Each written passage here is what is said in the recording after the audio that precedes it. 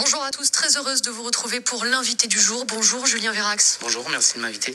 Vous êtes le gérant de la discothèque Le Nao à la Garde depuis le 9 juillet 2021.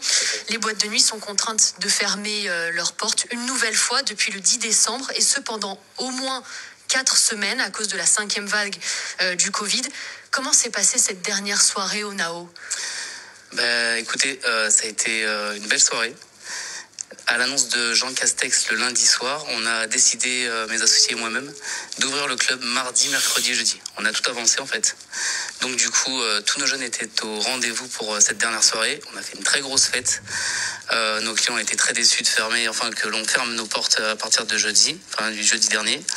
Ça a été assez triste, mais ils ont compris qu'on se retrouverait normalement le 6 janvier. C'était quoi le sentiment qui dominait à ce moment-là ? De la tristesse ? La tristesse et beaucoup de colère. Beaucoup de tristesse vis-à-vis de... nos clients étaient très tristes. Et nous, on avait beaucoup de colère, en fait, puisqu'on comprend toujours pas pourquoi on est toujours le seul secteur d'activité à fermer nos établissements. Pourquoi, justement, vous ne comprenez pas ? Parce que vous avez mis des choses en place. Alors on est le seul secteur d'activité à contrôler le pass sanitaire avec la carte d'identité. On vérifie si le pass sanitaire correspond bien à cette carte d'identité, puisque à l'heure d'aujourd'hui, vous pouvez aller dans un restaurant, cinéma ou autre, en montrant le pass sanitaire de Jacqueline et en fait vous vous appelez Pierrette. Donc c'est incohérent. Nous on vérifie tout ça et on est vraiment strict au niveau de ce protocole sanitaire qui nous a été imposé par le gouvernement. C'est vraiment de la colère encore aujourd'hui qui domine ?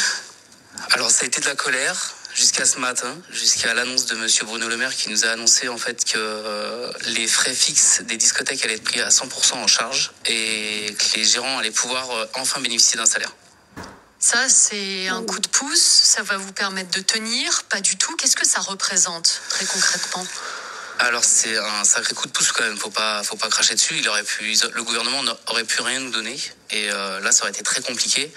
Maintenant de nous payer en fait nos frais fixes, le chômage partiel et de nous donner un salaire en fin de mois, c'est pas négligeable. Ça peut vous permettre de tenir ? Est-ce que vous risquez de fermer ? Alors fermer, on est fermé.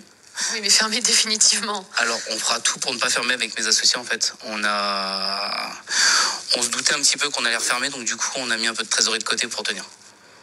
Qu'est-ce que vous ont dit vos clients ? Qu'est-ce que vos clients vous disent tous les jours sur vos réseaux sociaux, notamment ? Alors, ils comprennent pas, en fait, pourquoi nous sommes fermés. Et beaucoup me citent, en fait, alors c'est un peu spécial, mais il y a des discothèques qui sont classées N et des discothèques qui sont classées P. Alors, il faut nous expliquer la différence entre N et P. Alors, une discothèque classée N, c'est une discothèque qui fait aussi de la restauration. Donc, ces discothèques-là peuvent se permettre de rester ouvertes. Elles sont actuellement ouvertes. Ouais, elles sont actuellement ouvertes. On en a aussi dans le Var et elles sont actuellement ouvertes. C'est ça, exactement. Et le plus incompréhensible, c'est aussi les clubs échangistes classés N. Alors, il y a des clubs échangistes qui sont classés P, comme les discothèques qui sont fermées. Et il y a des clubs échangistes, alors ok, ils portent le masque, d'accord, mais c'est quand même un club échangiste et eux sont ouverts. Ça, c'est complètement l'incompréhension. Enfin, pour vous, en tout cas, vous dites pourquoi moi je suis fermée et pas ces clubs-là ? C'est incompréhensible.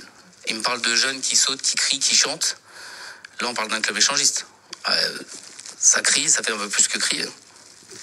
C'est un mois important, décembre, en termes de chiffre d'affaires pour vous, pour les discothèques en général ?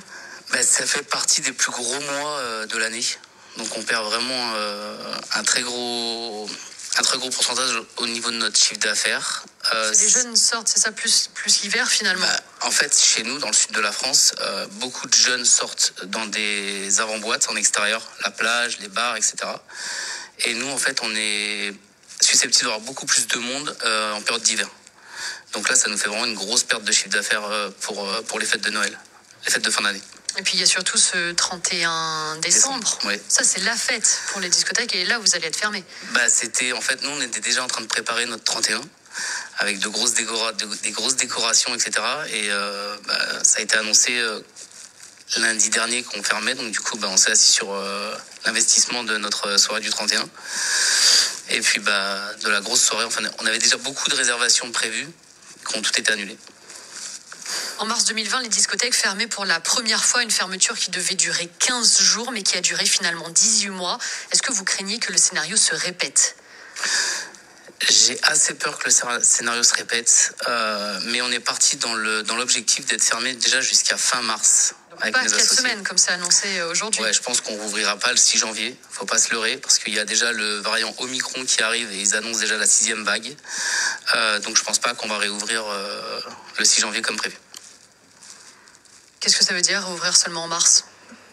Ça veut dire 4 mois de non-activité, 4 mois de perte de chiffre d'affaires et 4 mois où on ne retrouvera pas nos clients, quoi. Craignez-vous que ces nouvelles restrictions fragilisent un secteur déjà en crise dans notre département? On a de moins en moins de discothèques ici. Alors pour ça, je ne pense pas, puisque en fait, mes associés et moi-même, nous avons racheté le club le 9 juillet. Et on avait un peu peur de cela, en fait, que les jeunes ne seraient pas au rendez-vous. Et en fait, ça a été tout le contraire. Tous les petits jeunes qui ont eu 18 ans, pendant 2 ans, ils n'ont pas pu sortir. Et en fait, ils étaient tous au rendez-vous. Donc je pense qu'à notre réouverture, ça va être la fête. On vous le souhaite en tout cas. Une dernière question, quelle est votre principale demande si vous deviez formuler qu'une seule demande, notamment au gouvernement aujourd'hui? Alors la seule demande que j'aurais à formuler, ce serait qu'il m'explique pourquoi un club échangiste type N est ouvert et une discothèque classée P est fermée. Voilà pour la demande. Merci beaucoup Julien Vérax. On espère beaucoup. vous retrouver très bientôt évidemment dans votre établissement et on viendra avec grand plaisir danser sur votre piste. C'est gentil. Merci beaucoup, Je vous à attends. bientôt. Merci, au revoir.